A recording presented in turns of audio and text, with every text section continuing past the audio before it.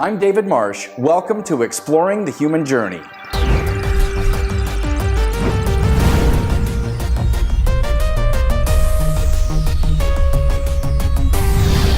Exploring the Human Journey. Shamanic intuitive Reiki is working with universal energy through your hands, through your body, pulling in the forces of nature or whatever connections that are surrounding you. I can actually do readings on people's body for health reasons. I can see what's going on in the physical body, but also relate it to what's going on in the emotional, mental part. So I bring balance to the mind, body, and the spirit. The shamanic part comes in is from my cultural belief system, my Hopi culture, as well as my Paiute culture. So as they're relaxed, they open up their body and their soul to me. And the intuitive part is I can interpret and read the messages that are coming. So an organ may talk to me, a part of the limb may talk to me, an ailment in your hip or your knee will talk to me. And when I go to those spots, not only does the Reiki kick in and the energy force kick in, it's healing and shifting and moving the energy and removing the blockages. But the intuitive part comes in with my guides or divine connection taps in. It can be my guides or their guides. So if people are very angelic, then I get angels come in. If they're elemental, then I get little elemental beings coming in. Fairies, gnomes, brownies will come in. If you're a star person, then I get cosmic beings that come in and connect with that particular person and show me how to work on that person's body specifically for their needs. So the shamanic part taps in by being able to tap into all these different dimensions that these beings belong to. And so when I'm able to do that, I can work with them. And I view people like a computer system. Each computer system has a different program. So a program for people who are angelic have higher vibrations.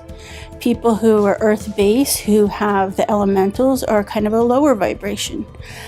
People who are star seeds have extremely high and intellectual vibration. So the vibrations are all different. But from a shamanic's perspective, you can open the doorways and walk in and communicate with these different beings. And when these beings present themselves, they're telling me what's going on with this person's body and how can I repair it and how can I fix it. Sometimes it can be just a simple message that a person needs to hear to start changing their life. So when they come and see me, I'm closing all these windows. It's defragmenting the body. It's clearing out the body so you can have a clean slate to be able to see what you need to be doing and what you need to change. The true core thing is being able to trust who you are. Listening to that voice within your own being, your soul. What is your soul calling you to do?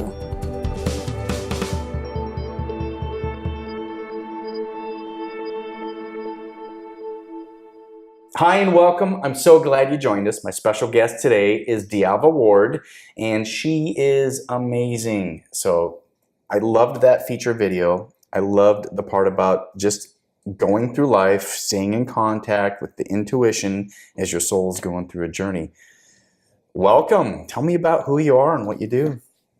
Well, like you said, I'm Alva Ward. I am a Hopi and I'm also Paiute. And so a lot of the work that I do is incorporated from my traditional culture. Now, I did not grow up around the context of the Native American. I grew up in Idaho. There were Nez Perce tribes. There were different tribal areas, geographically where people were on. But I didn't have a lot of context of the Native Americans. I was just this kid that didn't know a lot about that. As I've gotten older, I have really had an appreciation for the beliefs, the faith system, the all-encompassing energy of Great Spirit in the Native American culture. So teach me a little bit about Native American culture and kind of how you frame kind of what this whole thing's about. Well, the work that I do is very complex, and when I originally started coming out publicly and working with people, I found it very difficult to be able to put words to it that other people could understand. So in my culture, a lot of the works that I do, it's just a natural feeling, a natural experience that is just known. And I didn't realize that a lot of the stuff I do was cultural, family. One of my clans is Badger Clan, and that is connected with the healing aspect. And the Butterfly Clan is connected with the transforming, that we're consistently always transforming. So those are my two clans from my Hopi side. And so we've always been taught that these teachings are something that we ingrain within our children and our family, and that we lead that on and move forward and continuously do that. But as a kid, I've always had a lot of these spiritual gifts that most men were the ones that were supposed to do this type of work. And I would get consistently suppressed and put down because I was a girl, and it's something girls do in the Hopi culture. And so when I started coming out publicly, I struggled with what do I call it, because non-natives would not understand what I'm doing. So in Paiute way, we call the energy that is moving is called pua. The pua energy. That's right. beautiful. A lot of people would call it chi. Different context for what that energy is, universal energy. And so in Paiute, it's the pua. And once I started doing this type of work, this is something where my people would call me a puagant, which a puagant is a person who communes with universal energies for teaching and wisdom and healing. So I couldn't translate that to non-natives. You know, what do you call that? So then I ended up going on this 2-week journey down the Grand Canyon. And I was struggling at that time to bring in the Hopi side, which is nothing but men did that type of healing work and being suppressed for so long. But then going down the other side would be the Paiute side. And so the elders that I traveled with down that river exposed me to both sides and showed me a blending that I could blend both. Now, do you physically, geographically mean sides of the river in addition to the kind of the spiritual? That's amazing. Geographically, like this side is the Hopi, this side is the Paiute. Right. The Paiute sides were on the west side of the Colorado River, and the Hopis were on the east side of the Colorado River. And they didn't necessarily cross over. They kind of stayed on their own sides. They kind of blended, and their habitats were on each side of the river, but they did exchange services, medicine, food, different things like that at some point throughout history. But their habitats were on each side of the river. So it was a perfect time where these elders could understand where my struggle came from.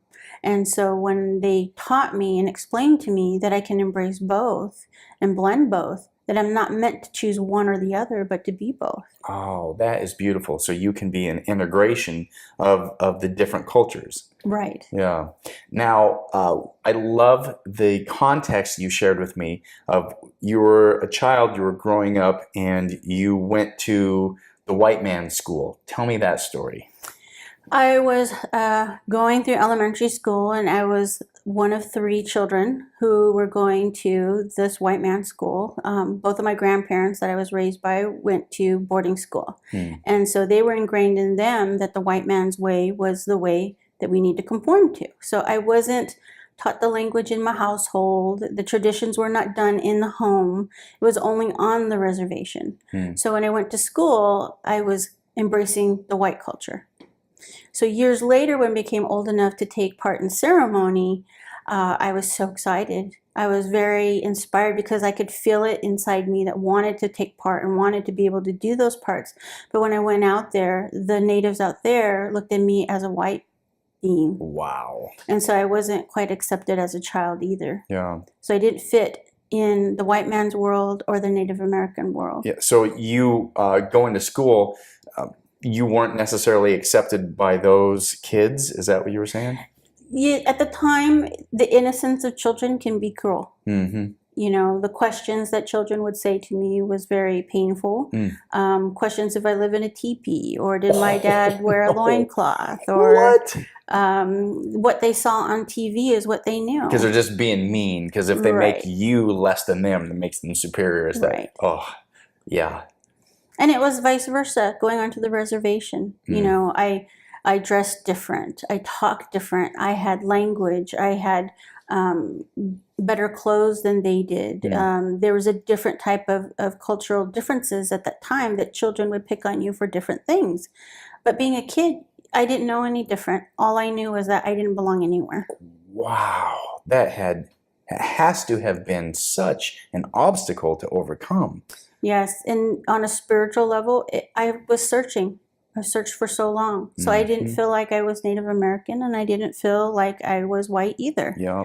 But there was a point where going through that experience, I didn't want to be Native American. Oh, I wow. cut I had long hair. I cut my hair all off, and I tried to dye it blonde, which it just turned orange. And then eventually I covered all my mirrors and said, I'm not going to be Native American. Wow. I don't know who I am.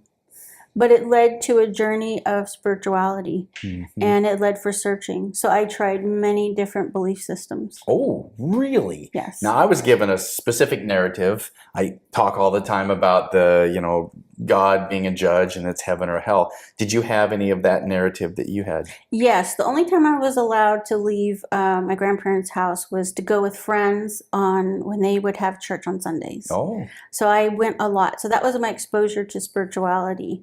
And the peace that the families had, the home balance, was something that I was searching for. But as I grew up and married and went into the military, I also was still searching for spirituality. So my first experiences was being a Southern Baptist. Oh, yes. So I was deeply ingrained with Southern Baptists for at least 3 to 4 years. Oh, yeah. So you understand that whole paradigm then? Yes. Yeah. I stripped away my cultural beliefs because from the Bible, everything was not okay with what I was taught from a spiritual perspective. Yep. It's this way and that's the only truth. Right. Yeah, it's very limited in the size of the box that you can believe in. It's like, nope, here that. And my experience was that you were told exactly what it meant and you didn't have to search or have questions. This is what the answers were. Right. Yeah. And so opening that book, I learned that book back to front, and it gave me hope and it gave me peace. But I understood later on when I left the military and came back home, was I was still searching for that same hope and peace, but I couldn't find it here. Something began to be different because I was back with my family and being exposed to the Native American culture again. So trying to find the balance without being ostracized for my beliefs. So I ended up... So there's that internal struggle of not being accepted once again. Right. Wow. And so this time I took charge and said, who am I? So I said, I'm going on a journey. So I traveled within myself and learned Buddhist, Tao, Hinduism, dabbled in pagan belief systems. I tried everything. But I walked away from all of that thinking I was searching for something. But I really was recognized now that I was being taught something. I was taking away teachings from every different type of religious belief system that I experienced, and to recognize it all leads to a source. Tell me about that. So it ended up finally coming to the end of, even if my own, because I did go back full circle, go back to Native American culture and tried to embrace that and realize it's all the same to me. The recognition of everything is energy. Everything is living. And that's the one consistent from every single culture that I connected with, was the same. Wow. So then you're working in the Native Americans' beliefs that kind of are from your culture, but yet you were still struggling once again for acceptance because of gender. Yes. So the work that I was doing, I ended up just embracing just the work. Didn't think about what I call it, what I do. So I embraced the work, and when I started doing it, I realized there's so much more out there connected when it comes to energy, people, the earth, everything. I started opening myself up to a different world, a different way of learning, a different way of seeing, a different way of feeling. But the hard part was taking that and expressing it publicly with a lot of people, and especially my own culture, because everything that I was doing was going against what everybody believed in the past. But what I've come to understand is in Native American culture, their belief systems were for that time period. And we're in a modern lifestyle now.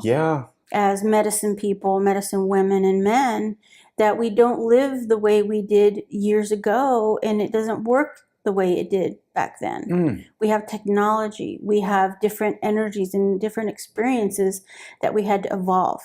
And right now, a lot of Native American people are struggling to evolve.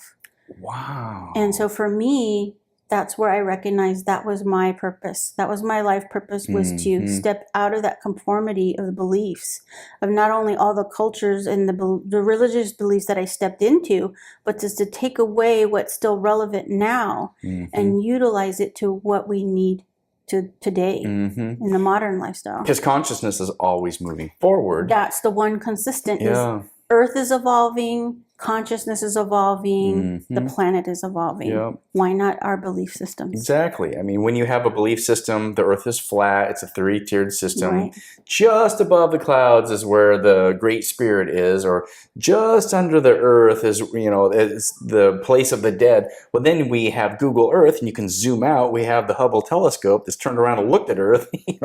You can see it's a whole different place to live when you can integrate technology and realize this is for the advancement of consciousness. Right. Yeah. And so you've integrated that in your work and the belief system. Yes. I look at people when I do my work now as computer systems. Oh, I love when you say that. Explain that.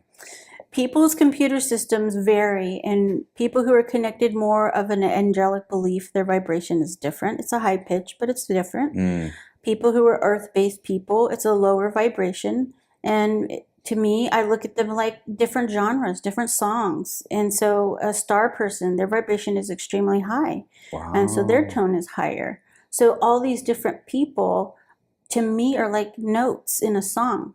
And I learn how to read the notes, and I learn how to teach them how to play their own song. So you can kind of get a feel or a vibe from someone. A movement, a flow, a feeling, a vibration, a flowing of color, mixture, the blending of different colors is all a connection of the written word of a computer system in a body is how I read it. Wow, that's fascinating. Okay, so I spent a little bit of time with you when we created that feature video. So what do you see when you look at me? Do I feel a certain way? You're extremely high vibration, which is that starseed connection. And a lot of people who are starseed people are leaders. They're here to spread the message of humanity and change the world by what they say and what they do.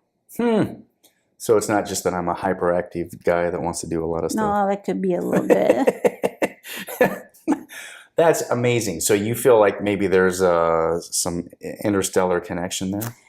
Each of these vibrations have a different purpose in different connections of their everyday life.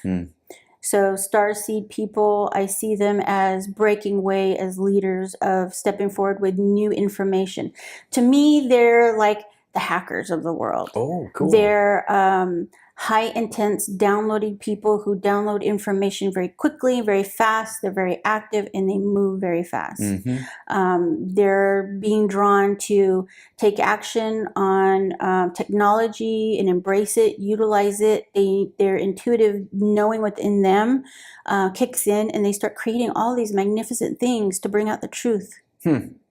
Wow.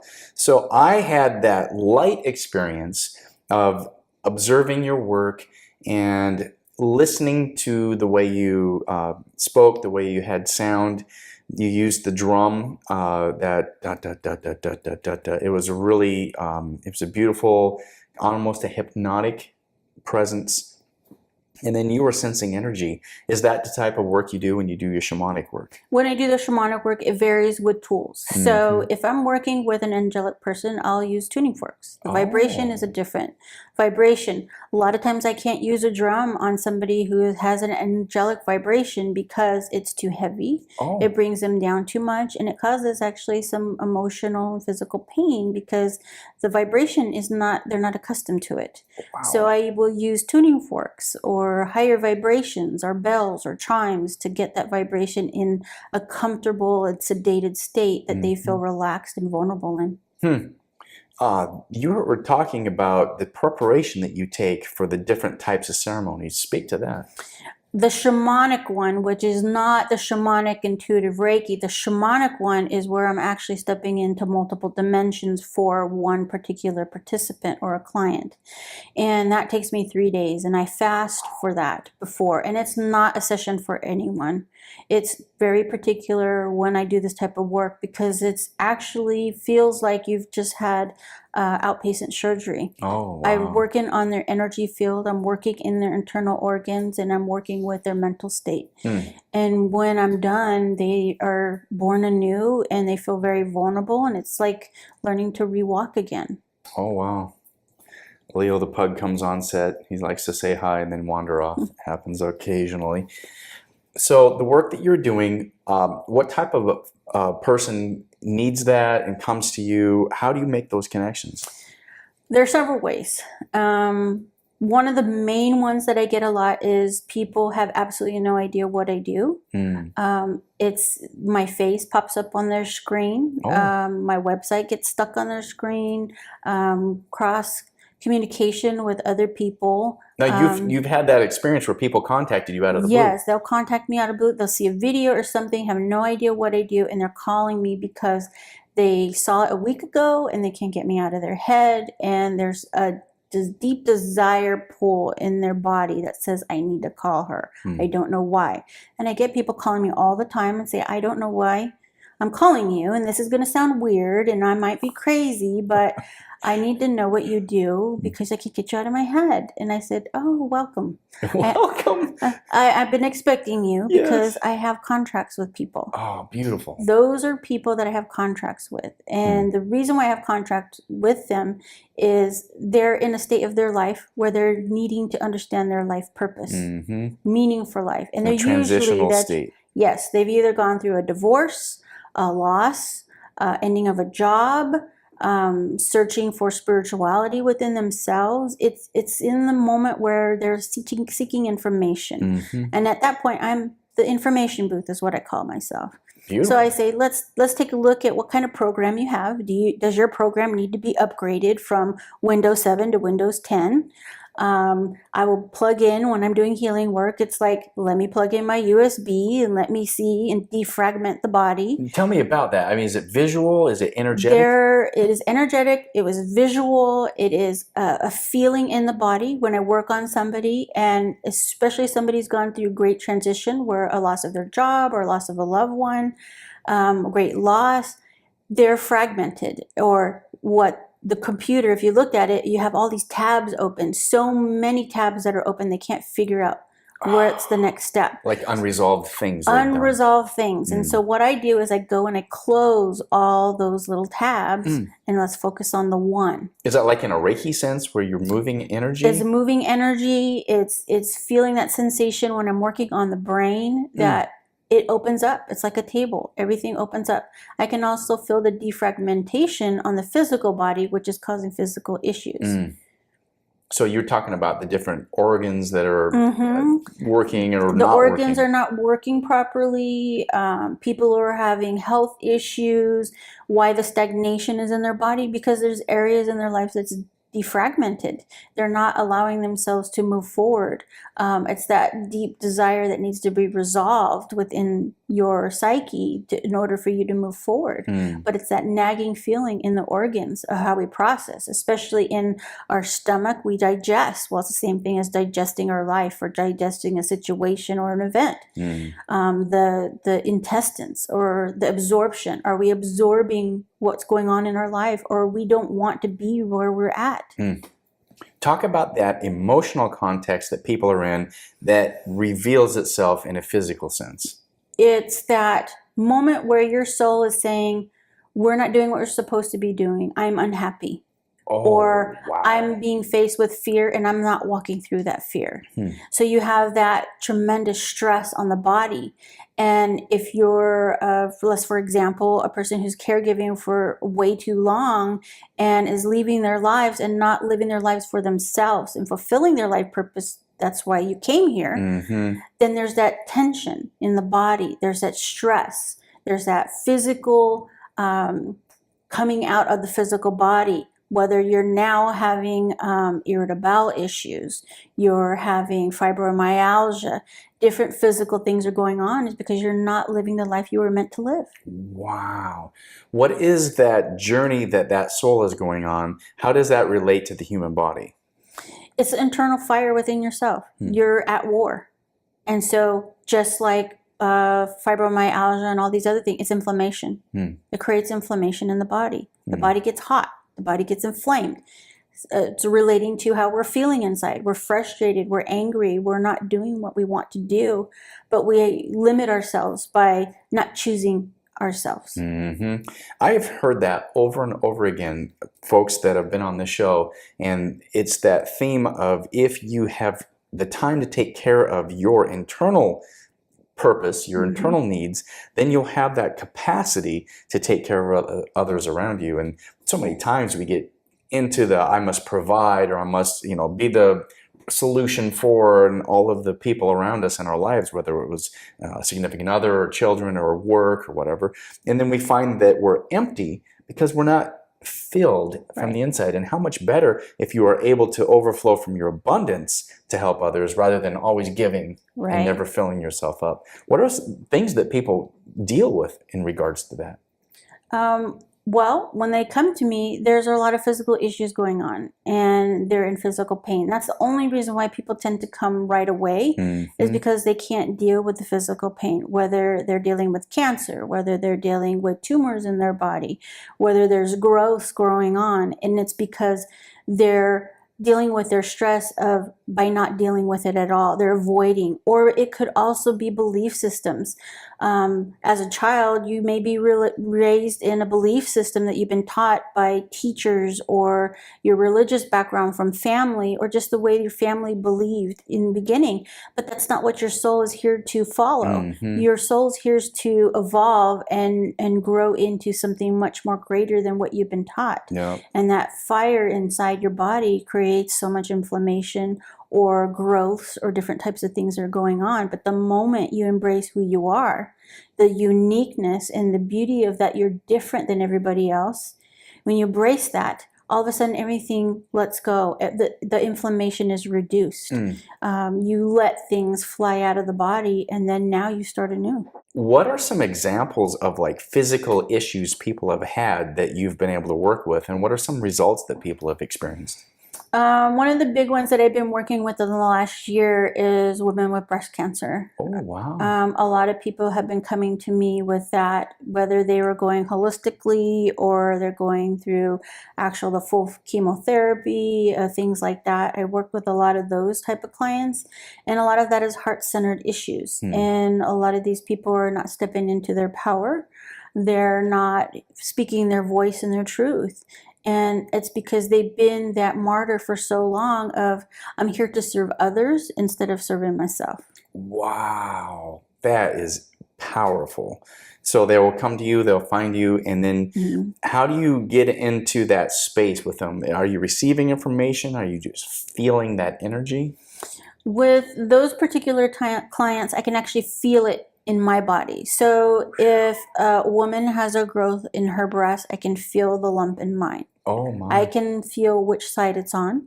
I can feel their thought process of what they're going through, or what's going through their mind.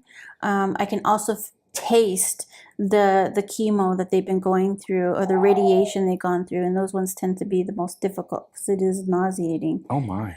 So I do experience everything in their body as if it's in mine. Wow, that is intense. So you're getting the sensations in your body, and you're, wow. So it's very hard for a lot of my clients when they come, that when they're going through the most darkest period in their life, they don't want people to know what their thoughts are. I have those thoughts just like they're my own, but they're their thoughts. So even people who are so completely stressed out, which a lot of them are when they come to me, because they're at their wit's end, they've tried all sorts of stuff, but now they're saying like, this is my last resort, can you help me? And a lot of times it's that point where they don't want to live anymore. And for me to be able to say, you've been having those thoughts, not saying that you will do it, but the thought of suicide, because it's just too painful and don't want to experience it anymore. Yeah. Yeah. What do you feel like your soul mission has been? Because you've been through these circumstances that have been very internally, emotionally painful for you. How do you think that's being used to help other people?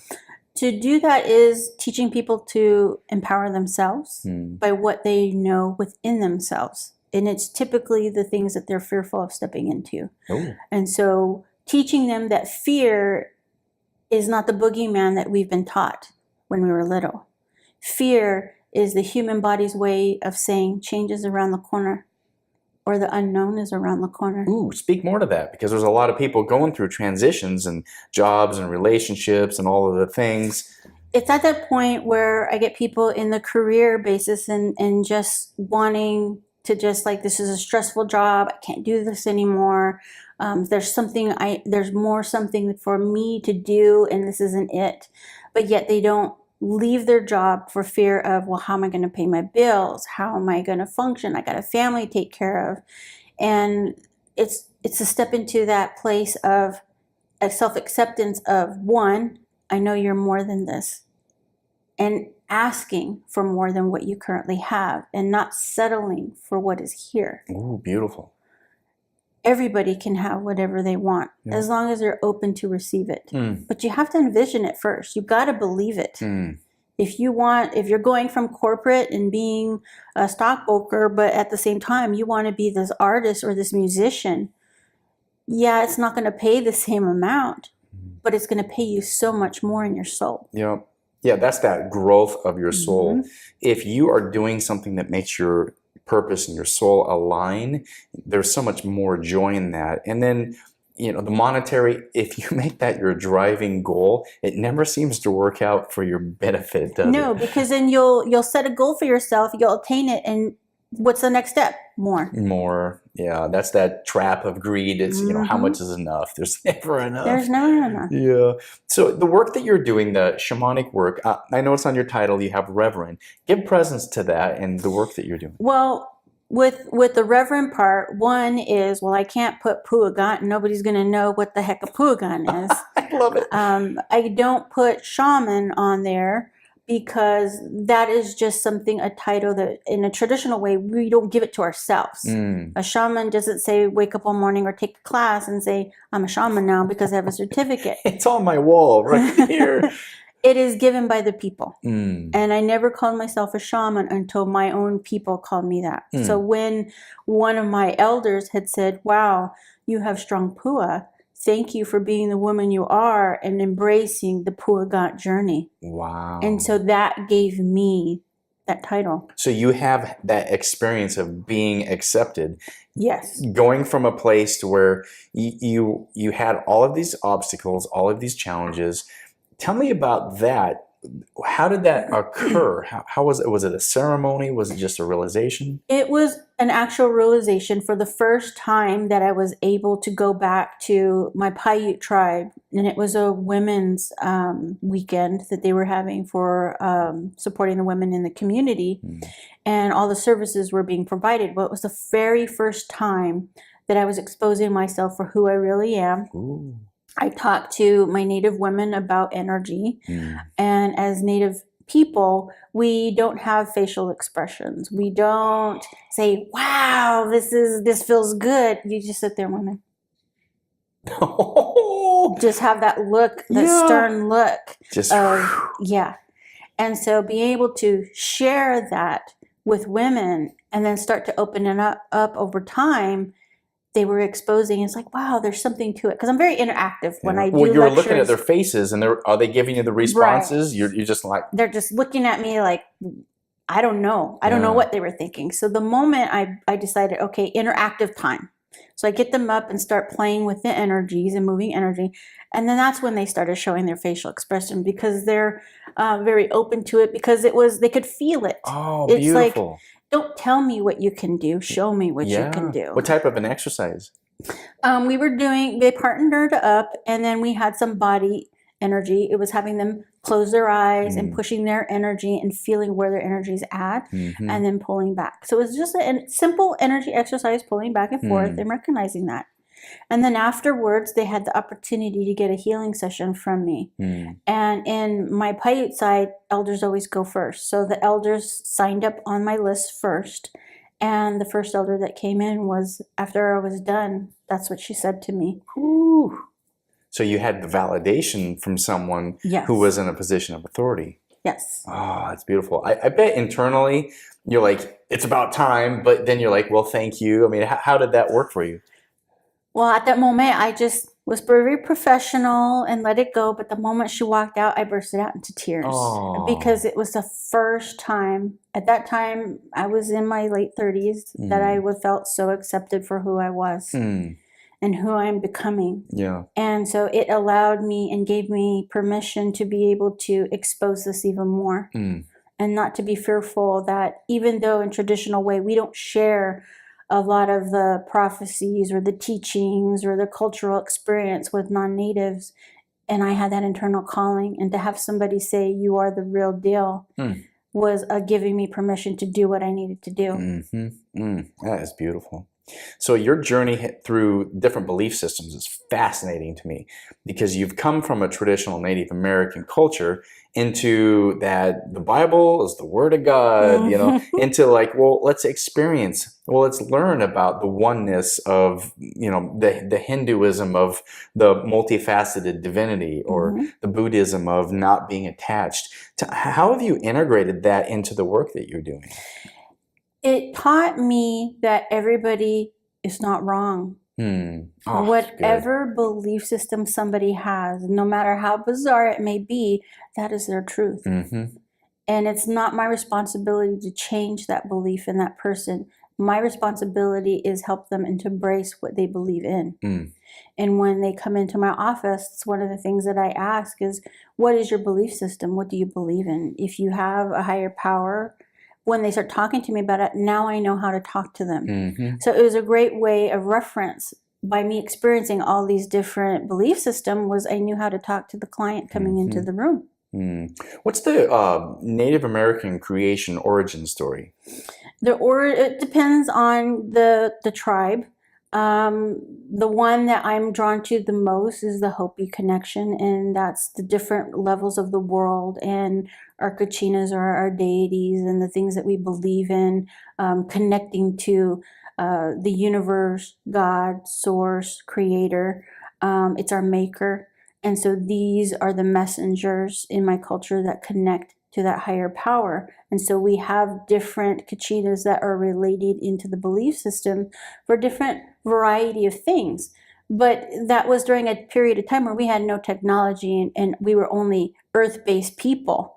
But now we've evolved and we have cars, we have buildings, we have socialization, internet, all these things, but there's not a Kachina for that. The word Kachina, what does that mean? Kachina is the messenger of, if it's translated, is the messenger of God. Okay. Messenger of creator. Is it an entity, a being? It's an entity and a being at the same time that is invoked to be able to take your prayers and your healing up to the source, up to creator. Would it be an animal or something? Or what?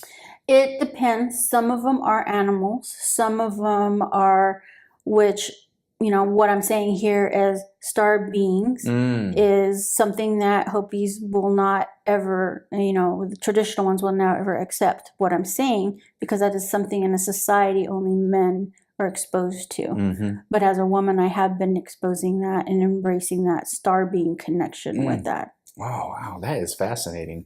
So, so the Native culture belief system that you grew up with still identified a source, creator for everything? Yes, a creator for everything, and connecting with the stars, connecting with the planet, connecting with the seasons.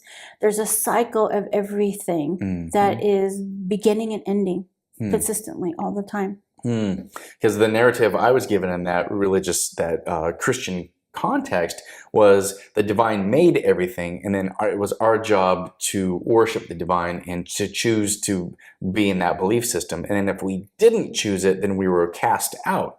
And then that left me with the feeling of like, oh, I hope I can get it right. In the Hopi cultures, in the spiritual connection that we do have, it is very similar to the Bible. Okay. that we do have emanates that from the Bible when it talks about the flood. Even in Hopi culture, we have that same connection of having the same flood. Oh. And so also in the prophecies and in tablets, if we don't believe and hold our culture the way we're supposed to and honor Mother Earth and honor the cycles and honor these things, we're going to be destroyed just like the Bible says as well. So that Wow. is that same connection in the Bible, but also in Hopi culture as well. You know, I really like the Native American culture being connected to the earth.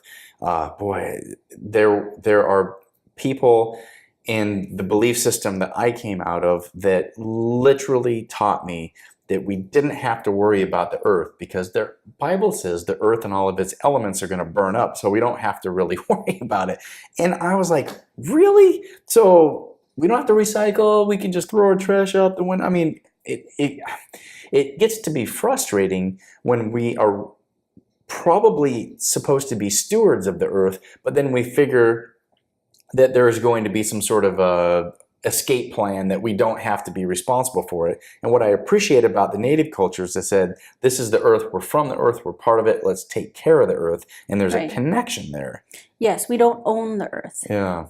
We are just visitors here. Oh. And we're caretakers of the earth. See, that's to me a much more forward conscious idea than the earth is here for us. If we trash it, it doesn't matter. We can do whatever we want. You know, we're the dominant species. I like the idea that we're part of it. It's not ours. Right. Yeah. But we're interconnected with the earth as well. Just like when the seasons flow, our bodies flow too. So if we don't take care of the earth and the cycles go out of balance, so does the human body go out of balance as well. Ooh, explain more about that. I explain it a lot being in Arizona and born and raised here. A lot of people who fly and start living here in Arizona don't recognize that a lot of the ecosystems that are happening now are completely out of balance. Ooh. You know, in Phoenix, we didn't have the haboos at all. It was a lot of monsoon seasons that we had that rained and rained for days. A lot of now the buildings being built, it's become very dry. So we have a lot of drought. We have the dust storms. Those dust storms never were here before. The plant life that's being born as soon as it gets warms up, they're being sprouted way too early. And it's throwing our ecosystem off. Wow, so that has ramifications just in the earth connection then. Yes. Yeah, what are some things that we can do to try to alleviate that? A lot of the alleviation with that would be recycling, doing a lot of recycling, but also planting. You know, going back and planting more trees. It cools the area down. I know with water sources, we can't bring in water if we don't have the moisture. If we don't have the trees, then we won't have the moisture at all. Yeah, there is a level of responsibility that I honor in that Native American culture of being responsible for the land. Were you growing up with that mindset? The mindset of it's not so much that it's a responsibility that we have to the earth. It's actually we look at the earth as taking care of ourselves. If we take care of ourselves, we're going to naturally take care of the earth as well. And what was the community and the different tribal factions? How was that integrated in the culture you grew up with? Typically for that connection that I had drawn to was that it's just learning to have your awareness open and be mindful that everything is connected. Energy-wise, everything's connected. The plants, the earth that we step upon, because there are historic storytellings from a long time ago that everything spoke. And then it stopped speaking because we were not taking care of our brothers and sisters, our brother stones, or our brothers and sisters that were plants and brothers and sisters that were animals. We weren't taking care of them like we should, and so they stopped talking to us. Have you done any work with past life regressions at all? Yeah. Yeah. I don't typically do that a lot for my clients because I feel on a personal level, and my guides show me, is that why do you need to go back to the past when you're in the present moment? Yeah, that's beautiful. Mindfulness is being here. Yeah. The past is what it really is, the past. I love that. I had an experience where Sweet Lady Gail and I went to a Celebrate Your Life conference in Scottsdale, and Denise Lynn was there, and I know her. She does past life regressions, and I had never done this before, never experienced this, didn't know anything about it. I've had an experience session with her as well. Well, we were in a group setting, and she said, close your eyes, and she walked us through. She had a background music going where it was very peaceful, watery sounds, birds, nature. Walk to a garden, open a door, tell me what you see. I stepped out, and I remember had my eyes closed, just sitting there going, okay, well, I'll play along. I'm curious, and I'm open to all of this. And in my mind, I saw a butte I was standing over, and I looked over it, and I saw buffalo, and I looked down at my feet, and I had moccasins on, and I'm like, am I a Native American in this image that I'm having? And then I felt this rage. I ran into some sort of a building, and there was white people there, and I apparently was mad at them, and I was going to kill them or something. And I was like, what is happening? And I felt this anger, and I think what had happened in my mind is I had felt the anger of losing a child, and I wanted to somehow lash out back at them. And so she says, all right, now come back out of it. And I'm like sweating, and I'm breathing heavy because I had just had this visualization occur that I didn't feel like I was making it up. I felt like I was observing it. And she says, you may have had a wonderful time, rainbows and unicorns. She says, you may have had a traumatic experience. And I'm sitting there gripping my chair, and she had to have observed. I'm like, what just happened? And then she said, now we're going to go back in. If you've had something that you felt you were traumatized or wasn't good, she says you can go in and change that energy. She said, for instance, if you had some sort of a weapon, she said, go back and extend flowers instead. And I went, okay. So she takes us back into this, and I just, okay. So I go back, and I'm still, I'm a little upset. So I visualize, okay, there I am. I'm on top of the butte, and I somehow see the family and the lady with her baby and the other guys there, and I extend to them a bouquet of flowers, and I hear myself say, I love you, I forgive you. Yes. Like they had done something to me, and I was lashing out. And when I did that, I felt this wave of emotion of just peace and love. And I was like, wow, I don't know what just happened, but there was some energy shifting there. And that was my first experience with something outside of my normal realm of, hey, I'm a guy and I'm here. And, and it was like some past energy. How would you contextualize that? Actually, that guided meditation, I've actually experienced that with her. Oh my. And she's really great when it comes to past life work. But sometimes when people go get past life work, they only experience it, but they're never taught to transform what they're feeling. So when they leave a session with someone, it's like I was murdered or I was tortured, and then they walk away and they have that feeling, just like you said. Oh my God, you had that painful experience. But if the person you're working with doesn't help you to change that energy and shift it into a place of love, you're going to walk away with all that pain and that essence pulled to the present moment. And so it's important, if you're going to seek any type of past life regression, that the person that you're working with also can counteract the stuff that you're bringing to the present. Because I do get clients who've had that experience and had that past life, and they're like, I opened something up, and now I don't know what to do because now I'm having this tremendous amount of fear that I didn't have before. They say it's almost like PSTD. I have this fear now that wasn't there before. And it was because they brought back that past painful. But also there's a positive. You could go and have a past life, and you can experience some of the talents that you had.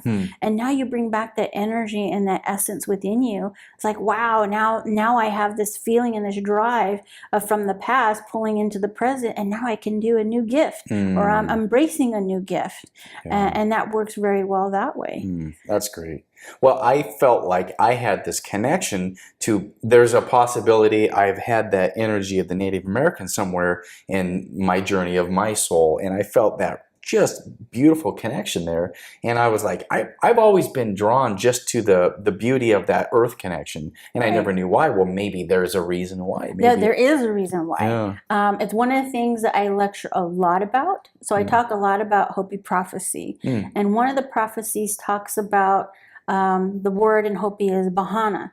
And people have translated it over time and make it seem like it's a white man. Well, the realization of what Bahana means is just a non-native. Oh. And in the prophecies, it talks about there's going to be a Bahana's going to come and change and create peace for humanity. Well, the interpretation that I get and what my guides are sharing with me is that it's not one being. It's actually a collective of non-native people. And these people are people who are deeply connected to Native American culture. I don't know why. They can go to a reservation and understand places like they've been there before. They recognize the songs, they recognize the tools, they recognize different experiences that they've been here before. And I'm telling them and I teach them that your ancestors coming back in a shell to make things right with humanity. These people have a strong life purpose, and I call them the Rainbow Tribe. And the reason for the Rainbow Tribe is because there are many different races that come together. It has nothing to do with gender. It has nothing to do with financial status or religious background or your race. It has to do with just being a human being. And the collective tribe is coming back to humanity, where we all belong. And it's stepping into your life purpose by making change for humanity, not fighting against something, but fighting for something. Wow. Oh, there's so much more strength when you're fighting for something rather than coming against something. Right. And you evolve your higher consciousness as you're doing it. Oh, that is beautiful. Now, you talked about the Rainbow Tribe. I noticed you have this beautiful headband on. Is that part of the rainbow significance there? Or is it just beautiful, ornate fabric?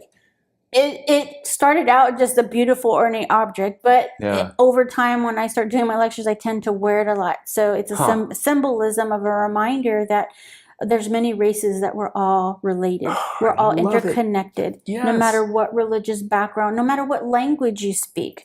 We are all brothers and sisters of humanity. Yeah, I think that's the biggest piece of consciousness of the unity, the oneness of we're all in this together. And it's so much better of a narrative than you're other, and so I have to try to protect me and mine, but you and them people over there, you know, we get stuck in those, maybe in politics and religion, we get stuck in those mindsets.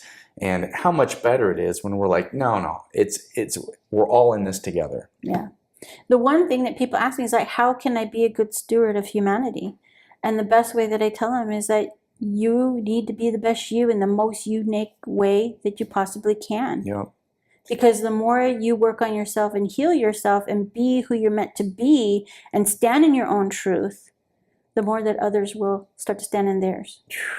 Wow. You know, this is a free show, right? You're just like dropping truth bombs like crazy. That is amazing. When your authenticity, that's what you are providing to consciousness. Right. That is so good. I love Casey Miller is the founder of the Southwest Institute for Healing Arts and she says there are no extra people. And when she says that, it makes me realize, oh, I'm here for a purpose. I'm here for a reason. Because so many people feel like, oh, I'm just here. I don't know why. No, there's no extra people. You're here for a purpose. Yes, everybody. Yeah. What are some of the things that people come to you for? What is that longing, that craving, that soul thing? What are those connections that people are trying to find? Their life purpose is, I know that I'm on this planet for so much more, but I have no idea what that is. And they come to me expecting for me to give them a name or to just kind of bless them. And no, I'm actually here to just sit there and say, you're a human being just like I am. We're all on a human experience. But the thing that you have to understand is you have free will and free choice. Choosing your experience, choosing your life experience. If you're a person like me who loves food, well, I'm going to enjoy that human experience. If you're a person who loves animals, I'm going to love animals and be exposed to animals all the time. If I'm, love fast cars, well, I'm going to embrace that experience. And so it's just being here in the human experience and just being who you are and embracing what you love to do. Yeah. The work you do is amazing. How do people get in contact with you? What's your website? My website is earthmotherwisdom.com, and they can connect with me from email or phone calls. When they see your face somewhere on the computer coming across, and they connect with you. I love the way you said, oh, yeah, that's right. I've been waiting for you. You're supposed to talk to me. Is the type of work you do, is it guided? Do you feel like you're guided by soul spirit guides that are like theirs feeding the information? It's like an upper background of higher power. Mm-hmm. So my higher power, their higher power. A lot of times when they're coming to me, they're not aware of their own higher power talking. Mm. And so because the material world that we're in is so loud and so noisy, I can hear them talking. And they're saying, please show them. Please get them to listen to me. And so I tell them the words that they need to hear, not from me, not from my guides, but from their guides. Mm-hmm. Yeah, I've been really heavily influenced by Dr. Michael Newton's book, Journey of Souls. And it's a beautiful context of you chose to come here and your soul had something it wanted to do. Mm-hmm. But if you're suddenly so immersed into this 3D world that you kind of lose your spiritual connection, sometimes you need somebody to make a connection or wake you up. To remind you. To give you that reminder, hey, remember, you're a spiritual being. You're not just a human being. So well, give presence to that. What do you think about this whole journey of a soul? What do you think that whole thing's about? Well, the spiritual aspect is what it really is, spirit, your soul. And spirituality is just playing out what the soul wanted to play before they got a human vessel here. Yeah. The human vessel is just the car, the transportation to get you where you need to experience. Mm-hmm. So you're not your body. No. So what are you then if you're not this human body? You're your spirit, you're your soul. Yeah. How do you think that was formed, or what do you think that development's about? It goes back into the energy of consciousness. We are all one. Beautiful. Speak more about that. The higher consciousness is we are all extensions of our own creator, and we all have bits and pieces that have individual consciousness, individual connections from a soul purpose that I want to experience so many. It's like when we get a hectic, multitaskful life, we say, man, I wish we had 5 of me so I could do all this stuff and life will be less stressful. It's the same conscious of higher consciousness of coming from the source. The source is trying to experience so many different experiences multiple times. Beautiful. I love the context in my yoga class. I've been learning more of the Hindu terms of the Maya and the Leela. The Leela is the cosmic game, this beautiful dance that we're doing. The Maya is the veil of illusion that allows us to be able to have that dance because we've forgotten. And I remember reading Journey of Souls where someone says, I've forgotten the past that I've had, and Newton says, well, what's the purpose of doing that? And they said, so we can have a blank slate, so we can do it again without having to feel like I'm trying to avenge something of the past or make up for something I did in the past. Boom, we have that amnesia, so we can come here and say, hey, this is a new experience. Yes. And then people get stuck in the fear of like, oh, this is my only life. I got to get it right, or something bad will happen if I don't get it right. What do you say to that person? That person is in that fear. Is embrace the change. Embrace the change. Your human experience was to experience so many different changes that you didn't experience before. Yeah. In your work, in your website, Earth Mother Wisdom, what are some of the things that people are going to reach out to you for? What are some of the modalities that you're going to use, and who is going to get what? Because I know you've got more intense things and then a little bit less intense. The basic one, the most easy and simple is everybody can have is a reading. I do spiritual guidance, and I give them reading on what's going on. What's the time that it takes for that session? It can last, like I do little mini events, which I can do that for 20 minutes, or I do 30, or sometimes we go an hour, and depending on that person, if they want more and more, it could go up to a couple hours, just simply talking about their life and having them understand everything happened for a reason, and no matter how traumatic or how painful it was, there's reason for everything. And so a lot of people come in wanting to know the whys, and I'm here to explain why this happened, but I will never tell them what's the future, because that's their choice and their free will. You let them create that. Right. I just say, have you ever thought about this particular direction, because it's an experience that keeps popping up for you. Think about it in this perspective. Why don't you try viewing it this way? And so when somebody schedules a session, is that kind of the light version, and then the shamanic one is that's the light version. The next version would be is when we go through that reading and you recognize, man, I really have some blockages, or man, I really have this physical pain that I did to myself over time because I didn't take care of me. Then they would have a shamanic intuitive Reiki, which means we'll lay on the table and I will actually look at their body and saying, okay, you're having, some IBS issues because there's some stuff in the past that was causing some problems with you. It's causing you to not step forward in your purpose. And let's figure that out together and let's give you homework. I'm a big person about homework. I give homework all the time. That's the consistent one with that particular session that I give a lot of people. The person who is going to go into a shamanic session is something that has had a lot of trauma happen in their lives. It could have been a bad childhood. It could have been a bad marriage. It could have been a loss or a grief that you can't overcome. That is something, or it's self-induced pain. You could have been an alcoholic or an addict or a drug addict that have gone through that physical pain. And so we go in and remove a lot of those issues in the physical tissue, because a lot of people who have gone through the shamanic session have already gone through therapy, and that's great. But on a physical level, there's muscle memory in the physical body that also needs to be healed, because you need to be able to be healed mind, body, and spirit. Wow. So you've integrated that. Are there any other things that you need people to know before we wrap it up? To change the world is by starting with you. Yeah, it's beautiful. At the end of the episode, I'd like you to give this word of wisdom. If there's one thing that people can take away that you want to make sure they know, it's this one thing. What would that be? The one thing that I would have people take away is just be you. Alva, I appreciate you being on today. I appreciate you sharing who you are and what you do. You're awesome. Thank you. High five. I'm David Marsh, and you've been watching Exploring the Human Journey on YouTube as a video and listening as a podcast. If you would like to help continue the conversation, please consider supporting us by visiting patreon.com, where you can support us on a monthly basis and get extra bonus content. For as little as $1 a month, you can make this show sustainable and help continue spiritual consciousness. You can also help by following us on Facebook and Instagram. For more information about the show, find us online at exploringthehumanjourney.com.